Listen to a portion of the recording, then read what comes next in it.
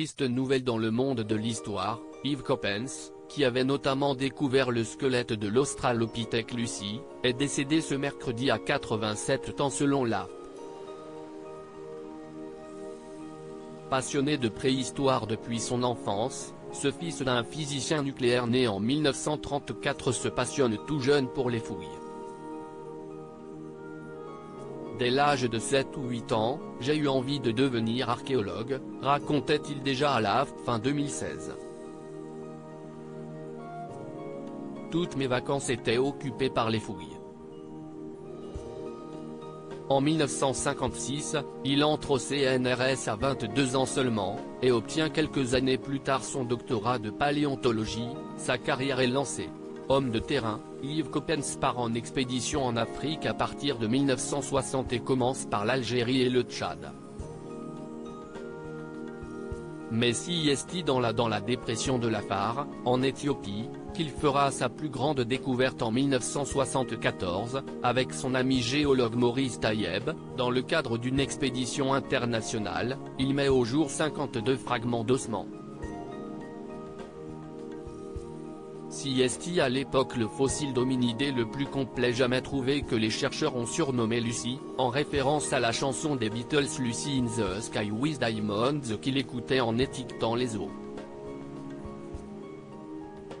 Il s'agit d'un Australopithecus afarensis, âgé de 3,2 millions d'années qu'Yves Coppens présentait comme une très lointaine cousine de l'homme, et non pas comme son ancêtre malgré ce que l'on a pu entendre. Archéologue auteur de fouilles dans plus d'une dizaine de pays, il est co-signataire de 6 hominidés dans le monde.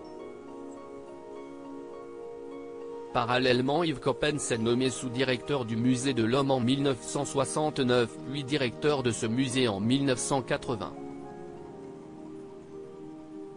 Il est ensuite élu titulaire de la chaire de paléoanthropologie du Collège de France en 1983 qu'il occupera jusqu'en 2005.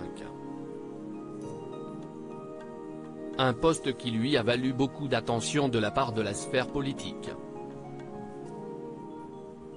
En 2002, il est mandaté par Jacques Chirac pour écrire la charte de l'environnement comprise ensuite dans la Constitution française. En 2010, c'est Nicolas Sarkozy cette fois qui fera appel à ses services, la grotte de Lascaux se détériorant, il en a amélioré les conditions et n'a quitté son poste qu'en 2017, sûr que la situation allait dans le bon sens. Auteur de mémoire il y a peu, il confiait qu'en dehors de Lucy, sa véritable fierté était d'avoir incontestablement relié l'émergence de l'homme au changement climatique, en 1975. La forêt a cédé la place à la savane, l'homme a cessé de grimper aux arbres et s'est redressé, son cerveau s'est développé pour résister aux carnivores, écrivait-il dans son ouvrage dans lequel il n'évoquait pas une seule fois sa vie privée, toujours restée très secrète.